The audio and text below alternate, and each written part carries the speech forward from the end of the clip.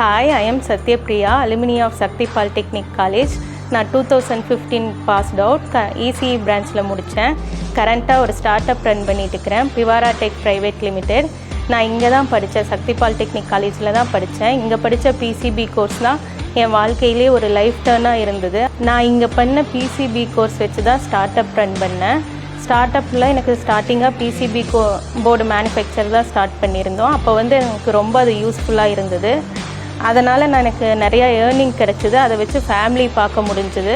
பொதுவாகவே பெண்களுக்கு ரொம்ப டிபெண்டன்சி இருக்கக்கூடாது, தனிப்பட்ட ஏர்னிங்ஸ் இருக்கணும். அதுக்கு நீங்கள் ஸ்டார்டிங்கிலிருந்தே கொஞ்சம் நல்லா படிக்கணும்.